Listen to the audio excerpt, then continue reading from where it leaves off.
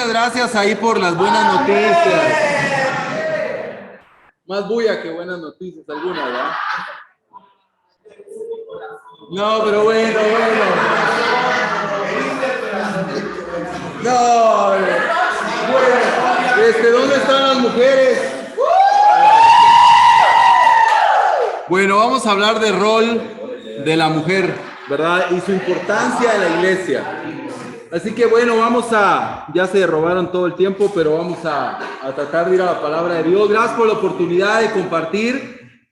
Gracias por estar acá, por hacer el esfuerzo, ¿verdad? Lo agradecemos mucho. Y también quiero agradecer el apoyo al Ministerio de Enseñanza en Centroamérica. Gracias, hermanos. Muchos de ustedes han estado en los cursos de Profundiza. Han estado ahí apoyando también a hermanos de sus iglesias para que puedan participar. Así que muchas gracias ahí. Se les aprecia y se les agradece. Amén. Ok, bueno, vamos a ver algunas cosas y hoy estamos en una época o en esta temporada de nuestro mundo. Los movimientos feministas están pues obviamente haciendo mucha labor social dentro de nuestro planeta.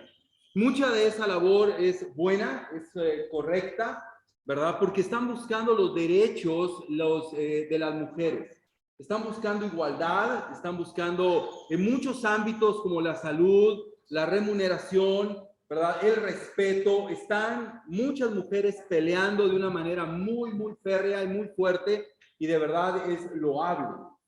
Sabemos que en todo movimiento social hay extremos, pero esa corriente también ha llegado a la iglesia, ¿verdad?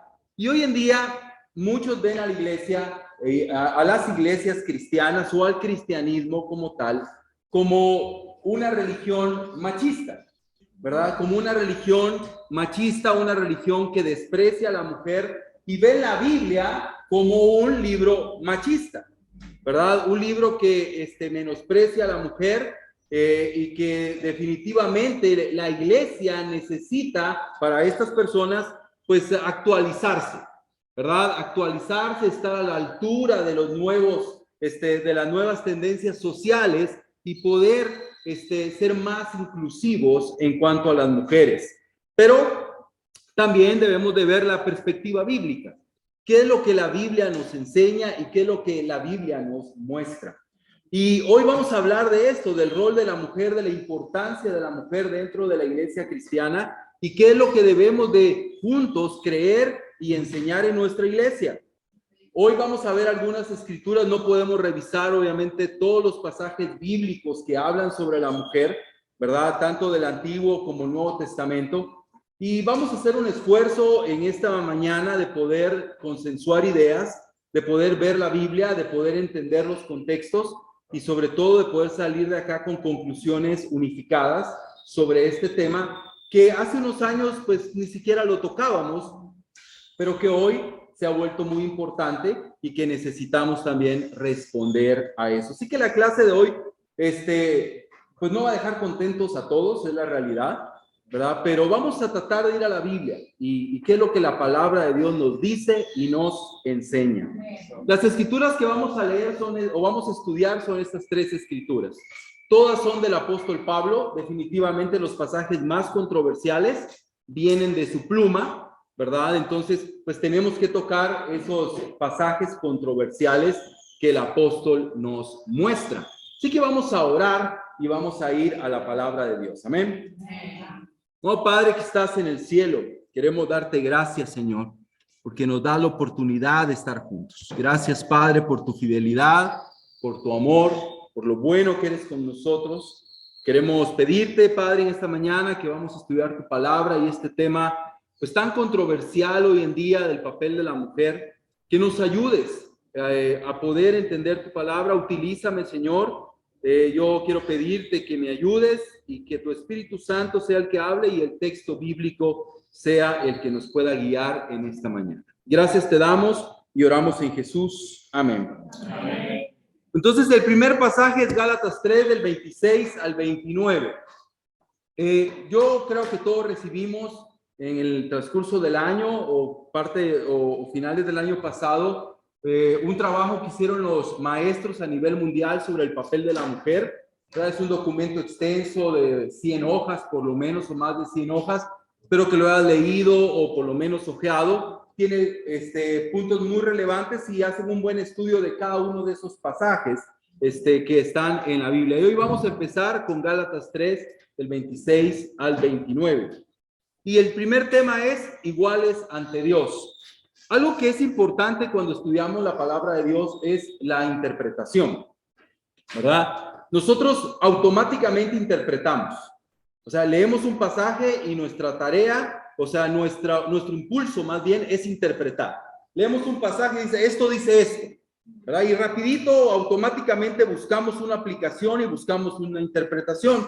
Eso es bueno y no es tan bueno, ¿verdad? Porque lo primero que debemos de hacer no es interpretar el pasaje, sino entender el pasaje, ¿sí? No puedo interpretar algo que no lo estoy entendiendo. Entonces hay un gran abismo entre nosotros y la Biblia. Aunque los traductores han hecho un gran esfuerzo y cada vez tenemos Biblias que nos tratan de explicar mejor el texto, definitivamente hay un abismo. Hay un abismo en todo sentido, de idioma, de realidad, pero sobre todo de cultura. Entonces el entendimiento del contexto es muy importante para la interpretación de los pasajes que hoy vamos a ver. El contexto es de qué habla la carta, de qué habla el pasaje, cuál es el propósito del autor, qué es lo que estaba dando a entender y cómo lo entendieron las personas que lo leyeron. Entonces es muy importante tener esto en mente, ese viaje cultural, ese viaje en el idioma, ¿verdad? Aún en el pensamiento teológico, para uno poder tratar de entender lo más que se pueda de qué estaba hablando el autor y sacar el principio y ver cómo lo podemos llevar nosotros a la práctica. Entonces vamos a comenzar con Gálatas 3 del 26 al 27. Y aquí vamos a ver un poco del contexto. Dice la palabra de Dios: todos ustedes son hijos de Dios mediante la fe en Cristo Jesús, porque todos los que han sido bautizados en Cristo se han revestido de Cristo. Ya no hay judío, ni griego, esclavo, ni libre, hombre, ni mujer, sino que todos ustedes son uno solo en Cristo Jesús. Hasta el 27 nos habla el propósito real de dónde viene la línea de pensamiento. Como sabemos, la carta a los Gálatas es una carta con bastante emoción, bastante intención, una carta frontal, ¿verdad? No hay casi que ni saludo, ni oración de gratitud, va directo al hueso, como decimos en Guatemala, porque hay un peligro y ellos están apartándose de la fe, ¿verdad? Ellos están apartándose sobre todo de la justificación por la fe, están apartándose de la gracia y están orientándose más a las obras, ¿verdad? Y están pensando en la circuncisión, pensando en la restitución de los cultos. Entonces esa es la idea de Pablo, ese es el contexto, una iglesia en peligro, ¿sí? Entonces Pablo escribe, dice, todos somos hijos de Dios. ¿Quiénes todos? Todos ustedes, los receptores de la carta. ¿Mediante qué? ¿Las obras? No, mediante la fe en Cristo Jesús. Ese es el punto que Pablo trae. Porque todos los que han sido bautizados en Cristo, todos los que han nacido de nuevo, se han revestido de Cristo. Entonces, ¿cuál es el propósito acá? Pablo no tiene en mente más que entender nuestra igualdad frente a Dios, ¿sí? Frente a Dios, ese nuevo nacimiento. Y es ahí donde viene el pasaje mal utilizado por los movimientos cristianos feministas. Ya no hay judío ni griego, esclavo ni libre, hombre ni mujer, sino que todos ustedes son uno solo en Cristo Jesús. ¿Sí? Cuando entiendes el contexto, tú dices, Pablo no está pensando en los derechos del hombre y la mujer. Pablo no está pensando en la igualdad salarial. Pablo no está pensando en el liderazgo dentro de la iglesia. Pablo no tiene eso en mente. En este pasaje, por lo menos, esa no es su idea. Su idea es, somos iguales. No hay cristianos de segunda categoría. ¿Sí? No hay cristianos de segunda categoría. Ni los judíos son mejores que los gentiles, ni los amos son mejores que los esclavos, ni los hombres son mejores que las mujeres. Somos iguales en dignidad. Delante de los ojos de Dios, somos iguales. Somos justificados por el mismo sacrificio, somos justificados por la misma sangre y somos preciosos delante de Dios. Y como dice acá, ¿verdad? Ya no existen esas divisiones que culturalmente eran súper marcadas en la época de Pablo. Entonces, este pasaje no está hablando del feminismo. Hay personas que dicen, Pablo es feminista. Mira lo que dice Gálatas 3:28. Pablo no es feminista, por lo menos en ese contexto. Es muy importante entender que Jesús y Pablo fueron revolucionarios en su época. Definitivamente, fueron inclusivos a las mujeres, pero hubo un respeto muy importante de la cultura y del liderazgo. Pero Pablo está aquí pensando, somos iguales, y esa es la base que hoy quiero que tengamos. Somos iguales delante de Dios. Nuestros roles solamente son roles, ¿verdad? Pero somos igual de dignos delante de Dios. Así como Jesús Dios ve a Jesús, así Dios nos ve a nosotros, como preciosos delante de sus ojos, ¿sí? Entonces, tenemos que entender esto en nuestra vida y en nuestro corazón, y puede que lo entendamos, pero puede que no. ¿Cómo podemos aplicar el pasaje en nuestra vida, en nuestra iglesia?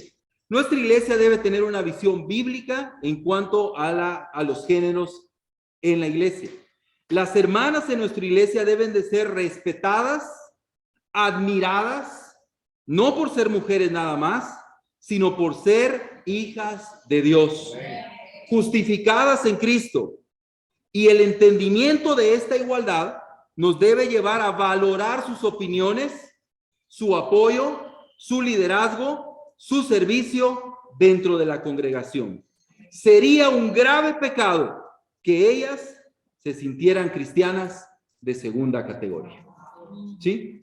O sea, somos iguales delante de Dios. ¿Amén? Ok. Bueno, vamos a ver ahora un poquito del siguiente pasaje, que está en 1 Corintios 14. Y aquí pues ya vamos a entrar un poquito a los temas que nos van a mover un poquito, ¿verdad? O vamos a decir ese Pablo nada que ver, ¿verdad? Pero bueno, lo primero es que 1 Corintios 14, en especial los versículos 34 al 35, calza muy bien en cuanto a las costumbres grecorromanas, ¿verdad? Hay un punto muy importante acá en la cultura. Son pasajes muy culturales, ¿sí? En los cuales tenemos que aprender cómo era la cultura. Y quiero contarte un poquito. En Corinto, por lo menos en el mundo grecorromano, y más Corinto que era más romano que grecorromano, las reuniones públicas era un grave, hay un código muy grande. Su cultura es una cultura de códigos de honor y vergüenza. Para ellos era un código de honor y vergüenza. Todo lo veían con esos ojos. ¿Qué me trae honor o qué me trae vergüenza? ¿Sí? ¿Verdad? ¿Qué me trae honor y qué me trae vergüenza? Ayer hablábamos un poquito de eso en la noche con Wilfredo y Diana, ¿verdad? Y es importante entender eso. Y para ese código era importante cómo las mujeres se desenvolvían. Nosotros tenemos códigos de honor y vergüenza también. Vamos a poner un ejemplo. Hay una reunión en la tarde de hombres y mujeres en la casa de Alex. ¿Sí? Hay carne, correcto. Entonces está la parrilla, está el churrasco, ¿verdad? La carne asada. ¿Y dónde están los hombres?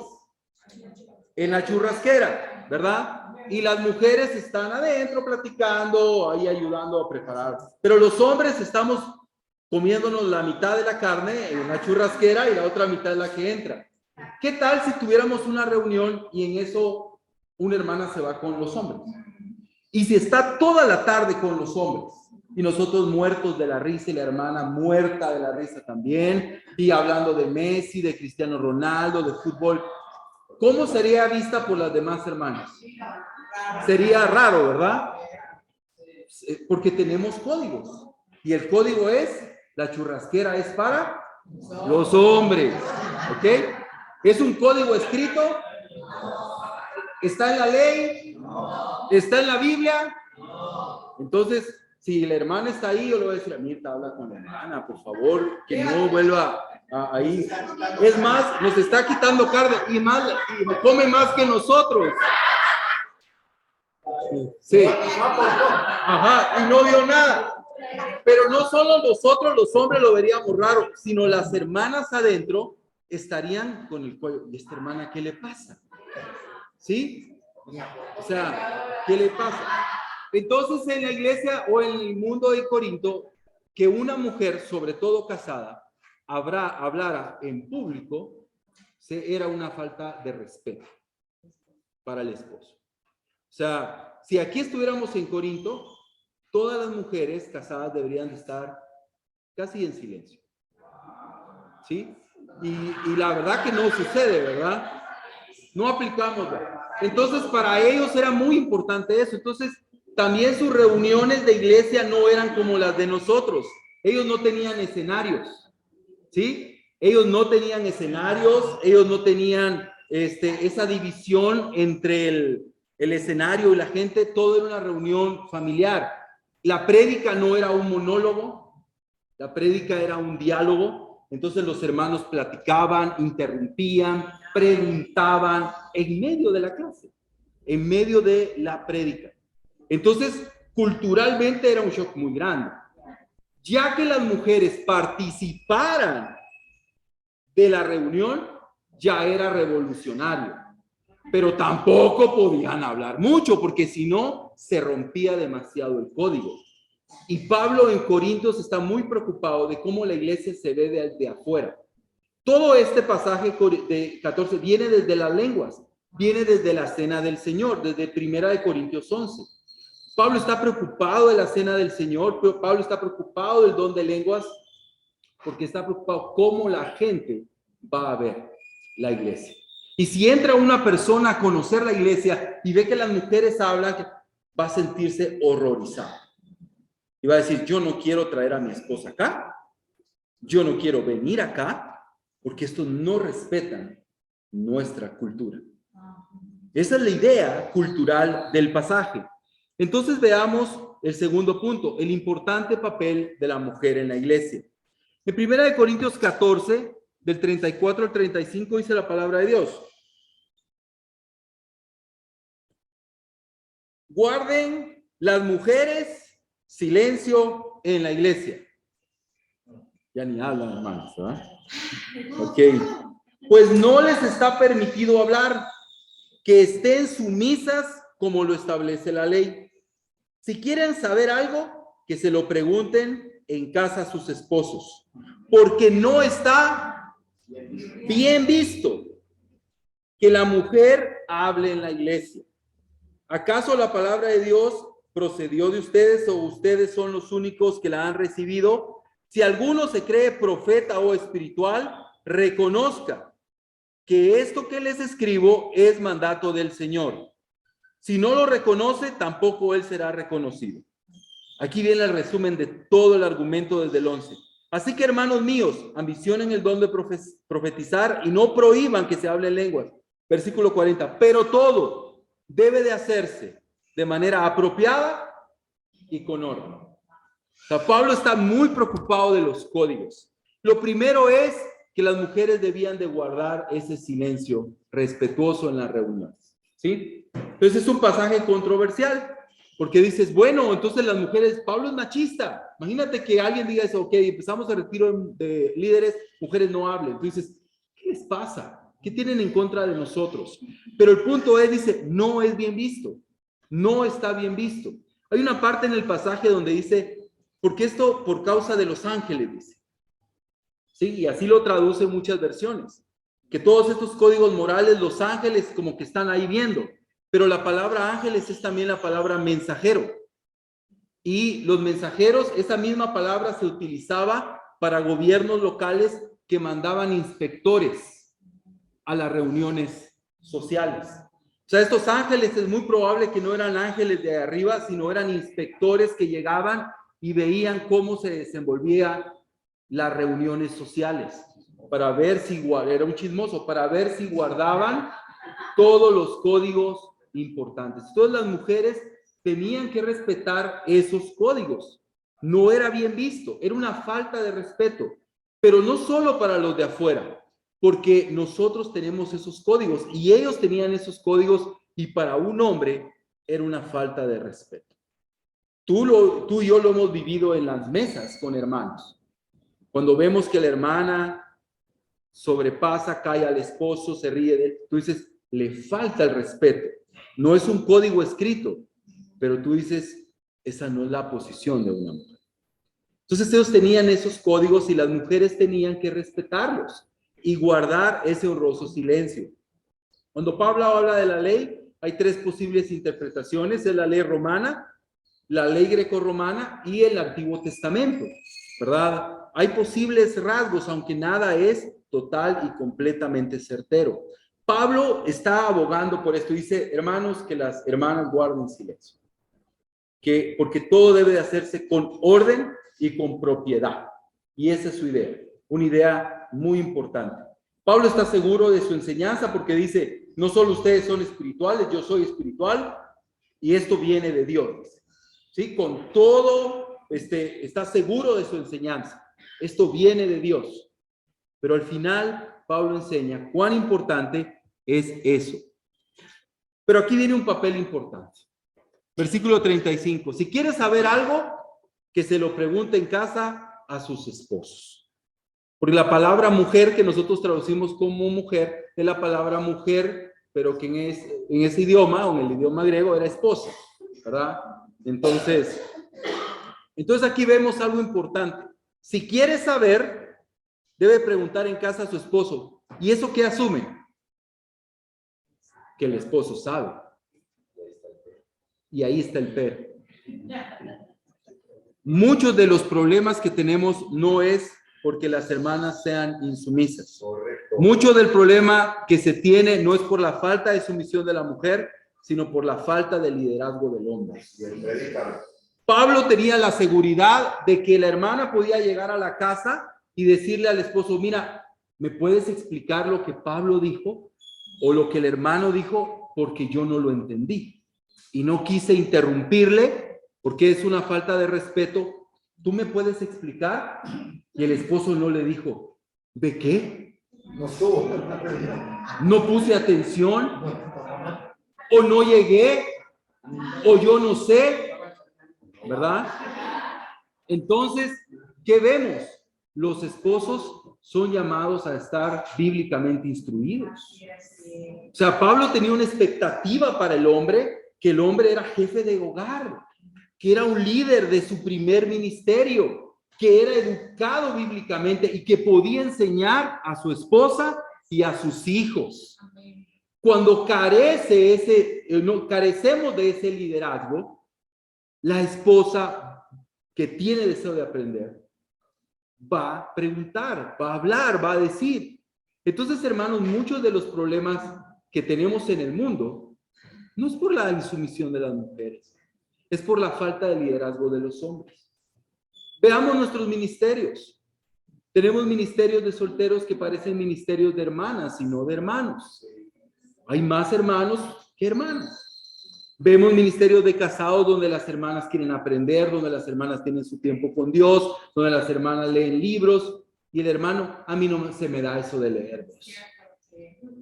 Entonces Pablo tiene una expectativa de que el orden en la iglesia viene desde el orden en el hogar, ¿sí? Donde el hombre es instruido bíblicamente para poder enseñar y poder compartir ese mensaje de Dios. Entonces aquí viene una pregunta hermenéutica. ¿Les es prohibido a las mujeres hablar y participar en el servicio? ¿O les era prohibido hacerlo? O sea, Pablo dice, no quiero que las mujeres hablen. Por favor, las mujeres no hablen. Recuerda el contexto. ¿Cuál era el contexto de Corintios 14? El desorden. Era un desorden eso. 20 hablando en lenguas, las mujeres preguntando. Era un desorden. Ese es el contexto. Pablo viene poniendo orden desde la cena del Señor. La cena del Señor se la pasaban peleando, unos comían, otros no comían, habían divisiones, luego las lenguas era un desorden, y Pablo utiliza esa palabra de no hablar en varias ocasiones en el pasaje. Aún dice, si no hay quien interprete las lenguas, mejor que se calle, dice. Es la misma expresión. Entonces la pregunta es, ¿era prohibido hablar? la misma Biblia nos da la respuesta. Primera de Corintios 11, el mismo pasaje, el mismo contexto. Todo hombre que ora o profetiza con la cabeza cubierta, deshonra a su cabeza. En cambio, toda mujer que ora o profetiza con la cabeza descubierta, deshonra al que es su cabeza. ¿Qué te da a entender eso? Las mujeres hablaban, las mujeres oraban, las mujeres profetizaban, ¿sí? Debían de cumplir con el velo, porque era una señal de autoridad, de estar bajo una autoridad. Lo hacían con respeto, lo hacían con sumisión, no como quien da autoridad. Entonces las mujeres profetizaban en la iglesia. Las mujeres daban cierto mensaje. Tal vez no eran las predicadoras principales, no, obviamente no eran las líderes, y lo vamos a ver en otro pasaje, pero las mujeres en Corinto sí participaban del culto. No estaban en la cocina, estaban participando de alguna manera en el culto. Obviamente no tenemos la claridad, ¿verdad?, de cómo era, si le daban primero un tiempo, luego venía la prédica, cómo podían hacerlo. No tenemos eso, pero lo que sí sabemos es que las mujeres participaban, y esto era revolucionario. Revolucionario en esa época. O sea, ya que las mujeres estuvieran, pues se cree que si había una reunión así, los hombres estaban sentados aquí y ponían sillas atrás y las mujeres estaban sentadas atrás. Pero eso era revolucionario, porque normalmente en las otras reuniones los hombres en un lado y las mujeres en otro cuarto. Pero las mujeres eran parte de ese servicio. Entonces, ¿qué podemos ver? Se puede observar con claridad la aplicación de este pasaje, que las mujeres podían orar y profetizar en el servicio. Solo debían cumplir con el aspecto cultural del velo, que era una señal de autoridad sobre ellas. Ellas participaban en momentos específicos del servicio, pero también había momentos específicos en los cuales se debía mantener en silencio.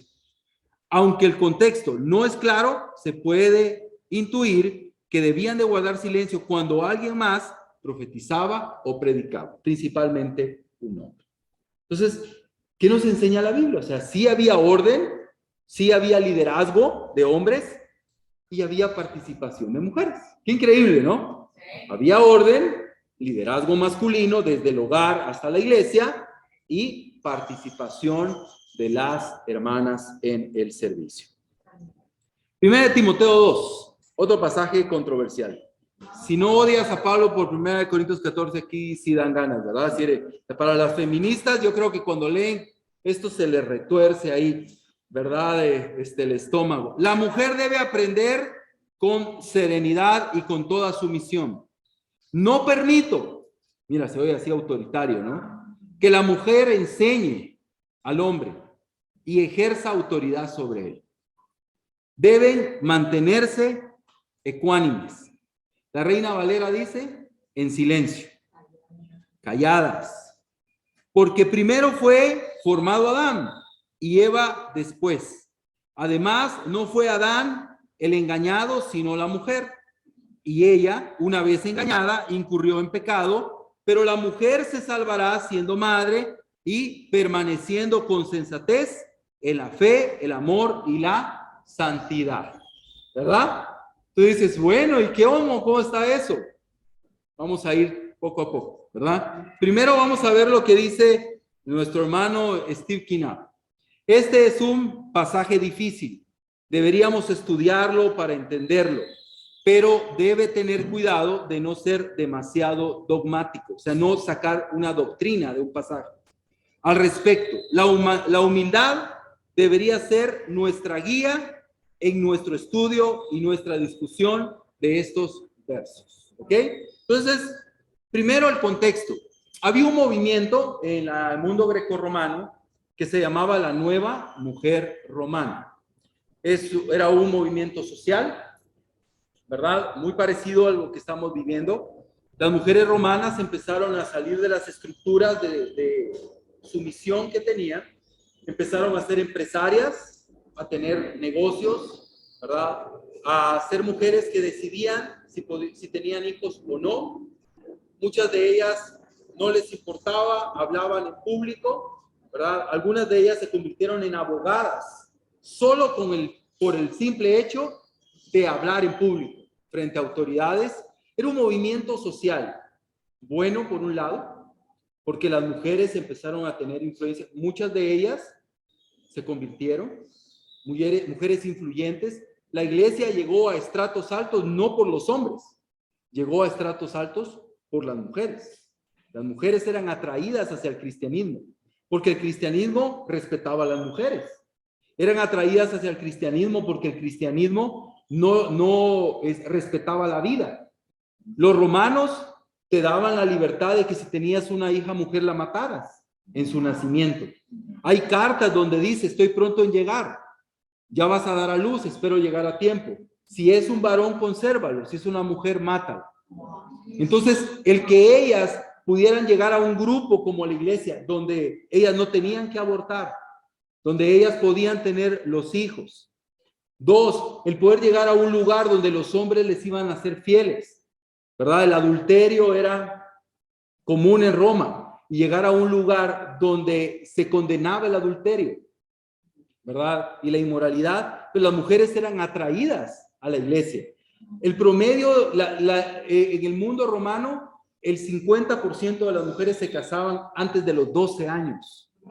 Antes de los 12 años. O sea, hay registros de niñas que a los 7 años ya se habían casado, ¿verdad? Y llegar a la iglesia, a un lugar donde se respetaba, donde se cambió todo eso, para ellas era increíble.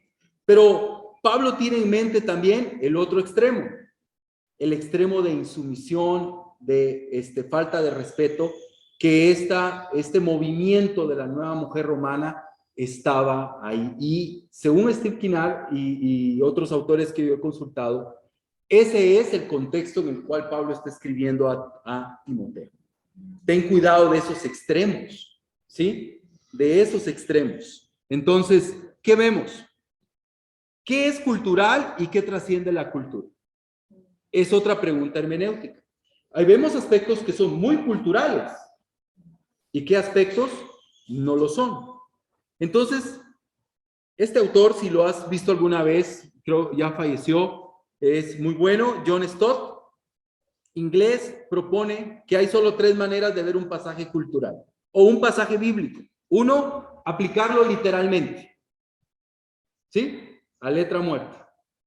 Las mujeres se callan. Número 2, rechazarlo. Como este pasaje es cultural, no aplica, nuestra cultura es diferente, lo rechazo. Pero número 3, él aboga por algo que llama un transporte cultural. ¿Y cómo se hace el transporte cultural? Extraigo el principio. ¿Sí? Extraigo el principio, ¿verdad? Un ejemplo, en música se utiliza esa palabra de transporte. Aunque se usa la misma melodía y las mismas notas, los tonos pueden cambiar. ¿Sí? Entonces, vamos a poner un ejemplo, Christopher puede cantar en un tono, la misma melodía, la misma canción, bueno, podría, ¿verdad? Todo es un ejemplo, ¿verdad? Todo es hipotético y metafórico. Pero Andrea canta la misma canción y a ella sí se lo oye bien en otro tono, ¿no? Entonces es lo mismo, pero hay un transporte. Es un transporte. Y es lo que él... Entonces, ¿cuál es el transporte cultural que debemos de tomar de una escritura tan controversial como esta? ¿Verdad? Y que las mujeres deben guardar silencio, que no es permitido.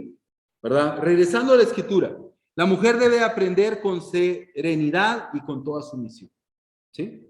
O sea, Pablo está abogando por lo mismo. La mujer tiene que siempre tener una actitud de sumisión y de respeto, pero también de serenidad, ¿verdad? O sea, de serenidad, ¿verdad? Ser una persona serena.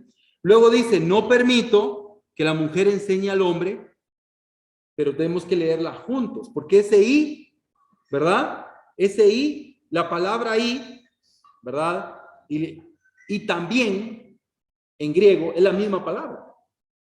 Entonces, los traductores tienen que pensar, aquí es I o aquí es también, ¿verdad? Entonces aquí podría leerse, no permito que la mujer enseñe al hombre y también que no ejerza autoridad. O sea, Pablo veía que era lo mismo, que una mujer enseñaba a los hombres, estaba ejerciendo autoridad sobre él. Entonces Pablo está pensando, la autoridad no puede ser usurpada. Está hablando de roles, de liderazgo, ¿sí? De liderazgo. ¿No había mujeres en la Biblia que enseñaban a los hombres? Yo creo que sí. Priscila y Aquila. Los dos instruyeron a Apolo, ¿no? ¿Verdad? Entonces, Priscila no se quedó callada porque incluye a ambos. Pero sí, en cuanto a la iglesia, la autoridad debía de ser masculina. Debía de ser el hombre. Y aquí viene la palabra, que aquí lo traduce muy bien la NBI, ecuánime. Porque la palabra es quietud. ¿Sí? Quietud.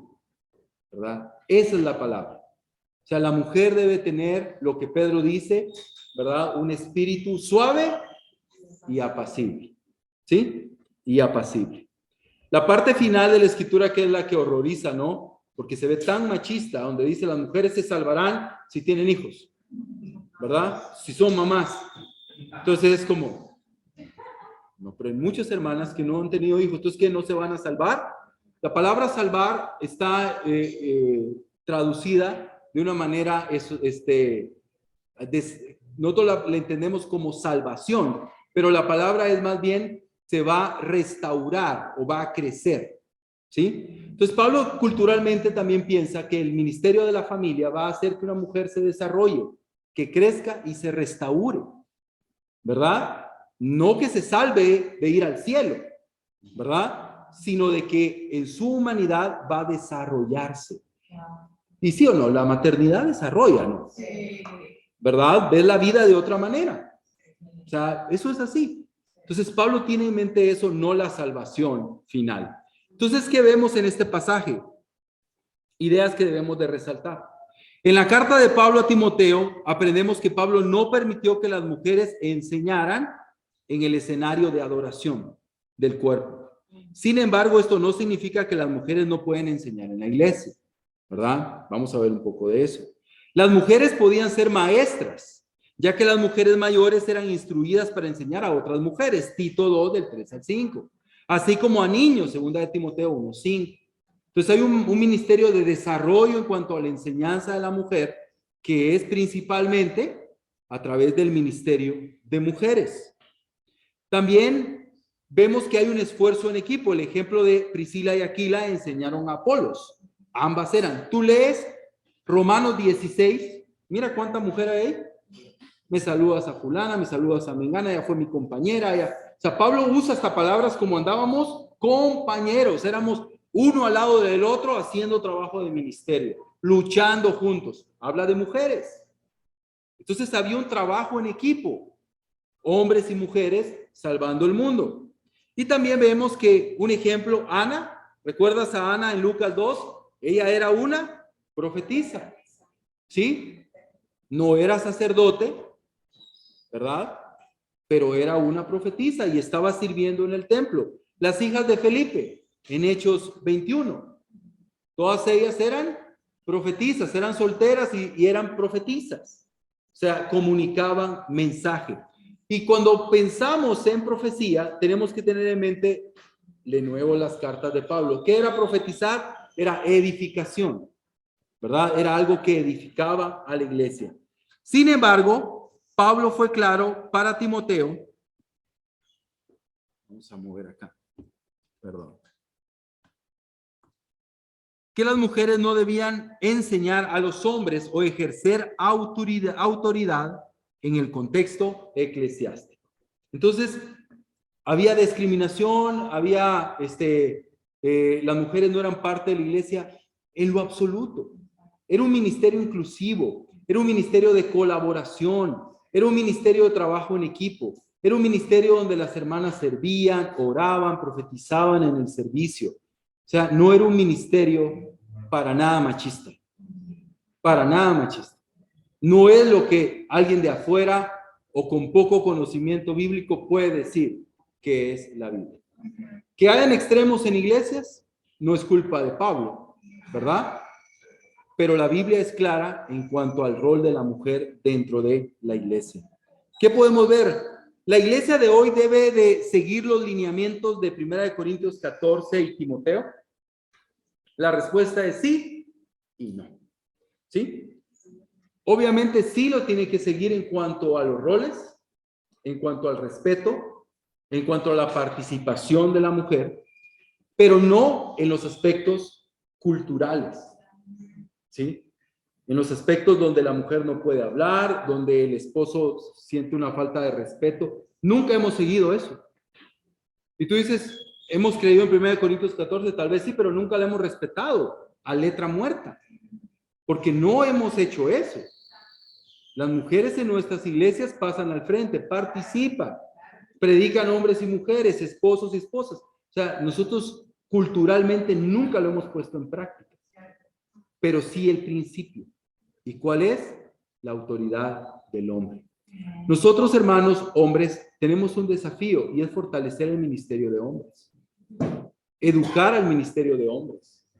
De verdad, hay un gran esfuerzo del ministerio de mujeres en Centroamérica y a veces no estamos al mismo nivel del ministerio de hombres. Y necesitamos también entender que cuando tengamos más hermanos capacitados, más liderazgo de hombre, esto se controla fácil, porque toda mujer quiere estar bajo autoridad. Es parte de su concepción, así Dios la hizo. Pero cuando no tiene una autoridad, se siente insegura, se siente en peligro. Entonces, ¿qué va a hacer? Va a salir a defender lo que vale para ella. Así es. Eso está claro en la psicología y en todo. Entonces, nosotros necesitamos ver que podemos interpretar y podemos llegar a ciertos consensos. ¿Cuáles son los que podemos llegar? ¿Y qué aplicaciones podemos tener finales a este pasaje? Uno, debemos entender rotundamente que por la sangre de Cristo, hombres y mujeres son igualmente dignos ante Dios. ¿Sí? Eso debe ser claro, rotundamente iguales. No hay ningún cristiano de segunda categoría, ¿verdad? Entonces somos iguales ante Dios. Número 2, si soy hombre, debo de tratar a la mujer ¿cómo? Con dignidad, con respeto, valorando sus opiniones, su apoyo y su ayuda. ¿Sí? Y debemos de enseñar eso a nuestra iglesia, ¿verdad? Que se debe de valorar a la mujer.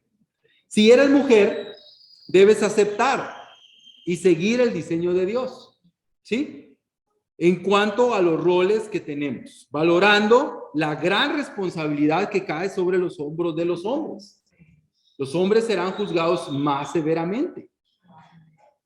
Esto es un hecho, porque Dios los puso como cabeza. Y si no tomamos esa posición, seremos juzgados severamente delante de Dios. ¿Sí? Siguiente, las mujeres son llamadas a poner al servicio de la iglesia sus dones de servicio, de enseñanza, siempre y cuando no usurpen la autoridad del hombre, ni le falte el respeto. Sé que esto puede ser muy subjetivo, ¿verdad? Y puede cambiar de cultura a cultura, aún de iglesia a iglesia. Puede ser que en una iglesia puede haber mayor sensibilidad o códigos más severos de honor y respeto. Puede que en otra no.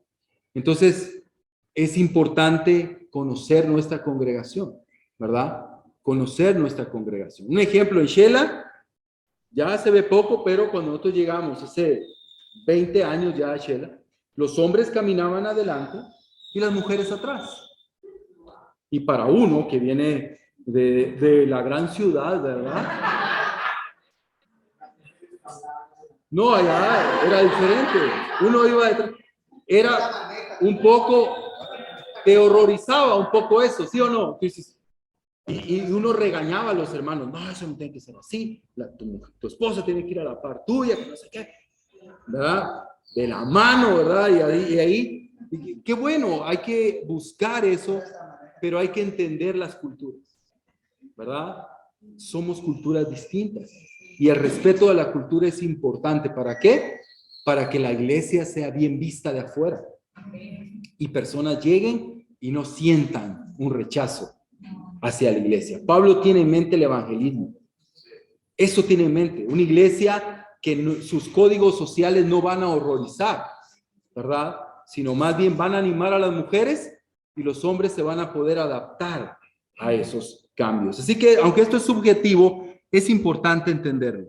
Y luego, debemos estar acordes a nuestras diferencias culturales, sociales, eclesiásticas, para no ser tropiezo para alguien que viene de afuera. En la práctica, la mujer no puede empeñar roles de autoridad.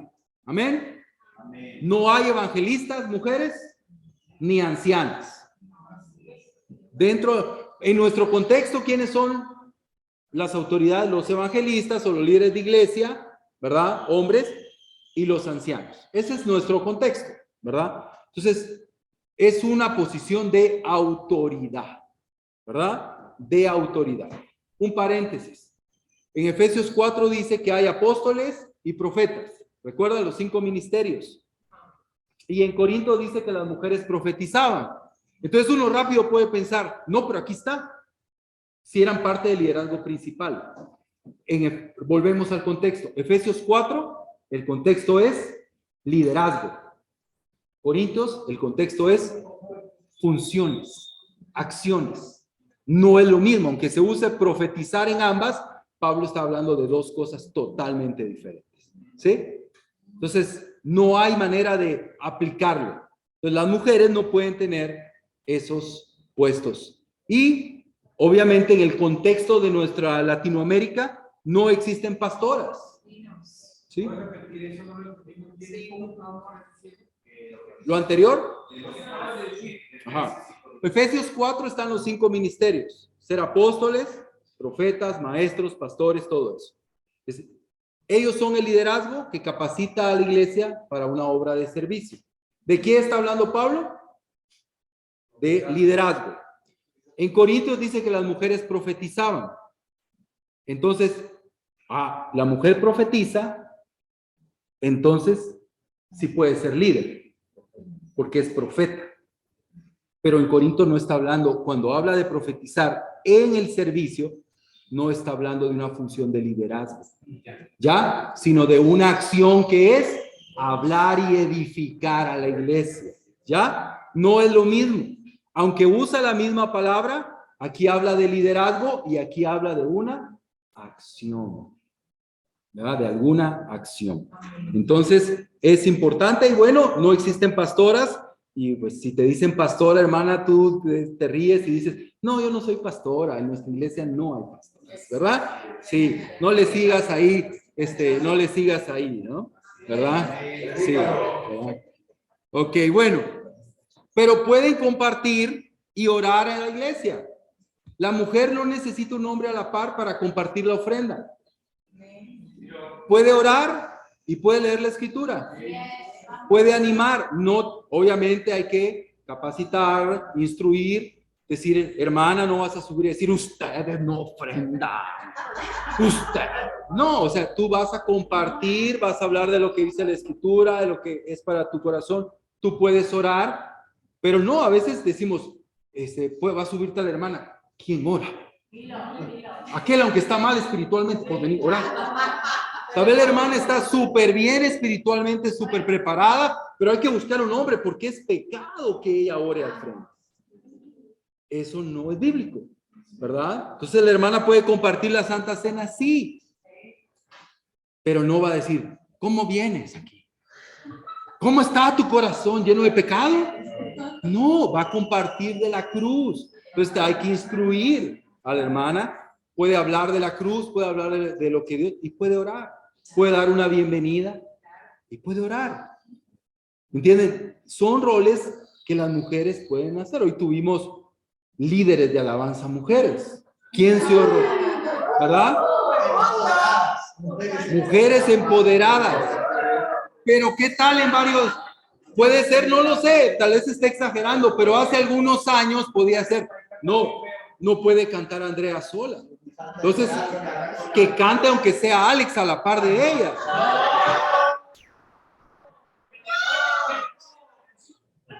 ¿Verdad? Pero sí o no en el pasado podríamos pensar así. O sea, tiene que haber un hombre ahí, tiene que estar alguien ahí, ¿verdad? Todavía. Ajá, en muchos sentidos. O sea, cuando alguien en su iglesia el domingo ha dirigido una canción solo de un hermano, ¿verdad? Está edificando a la iglesia con sus canciones. No está enseñando, no está usurpando autoridad, ¿sí? Y bueno, sé que cantan canciones especiales, a Dios sea la gloria, todo eso. Pues, todavía. Ok. Otra situación es que puede predicar con su esposo, ¿verdad? A su lado o acompañada de un hombre, ¿verdad? Hay hermanas solteras acá que dirigen iglesia y pueden pasar a compartir la clase. Obviamente la mujer cuidando, siempre siendo instruida, dirigiéndose más al ministerio de mujeres, ¿verdad? Si va a hablar algo a los hombres, con respeto, sin usurpar autoridad. Todo esto es subjetivo. Ya a la hora de la hora puede agarrar el micrófono a la hermana y ya no la bajamos, pues, pero pues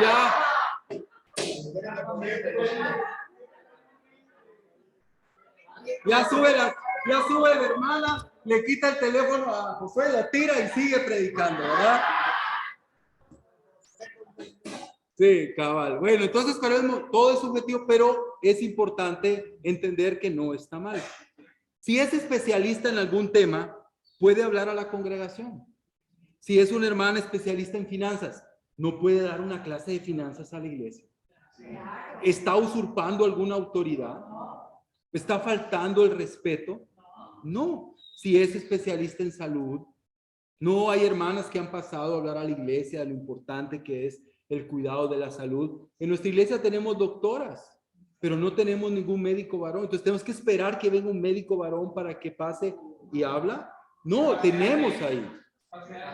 Psicología, crianza de niños.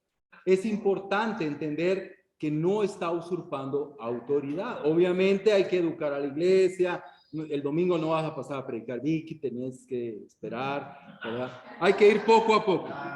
Y las mujeres deben de seguir desarrollando el ministerio de enseñanza hacia las mujeres, que es el ministerio realmente donde pueden desenvolverse, donde tienen toda la libertad, ¿verdad?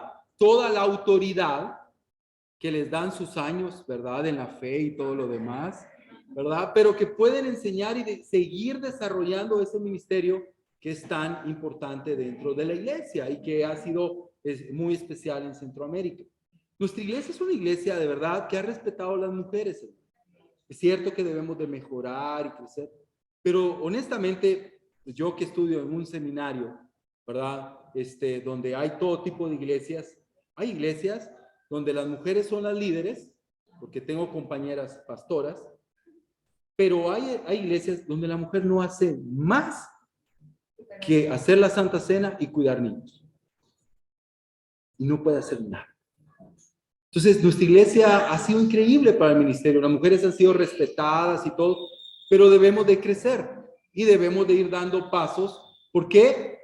Recuerda, porque necesitamos su ministerio de profetización. Ellas tienen mucho que dar a la iglesia. O sea, edifican la iglesia. Por eso Pablo decía, ellas pueden profetizar porque ellas tienen mensaje de Dios para la iglesia. En su contexto, en su respeto, pero eran valoradas en la iglesia. Amén, hermanos. Entonces, obviamente, los cambios culturales son importantes. Lo que está pasando a nivel mundial, debemos de estar a la altura. No, sé que hay mucho que hablar de la libertad de género y todas esas cosas, cómo poder responder a ellas y estar ahí. Y el ministerio de las mujeres, pues obviamente escucha, ve, y si nosotros enseñamos, vamos a traer paz a las hermanas, a las universitarias. Ellas son bombardeadas todo el tiempo con estas ideas. Y si ve una iglesia que es exclusiva para hombres, definitivamente no se van a sentir atraídas a invitar a sus amigas a la iglesia, ¿verdad? Porque van a decir, aquí no nos vamos a desarrollar. Pero debemos de ser bíblicos y respetar también nuestra cultura de iglesia. Nosotros tenemos una cultura y debemos de también entender que es bíblico, que se respete nuestra cultura. Amén. Vamos a tener un pequeño receso, ¿verdad? Y luego vamos a tener un tiempo de comentarios, dudas y aplicaciones. Amén. Amén.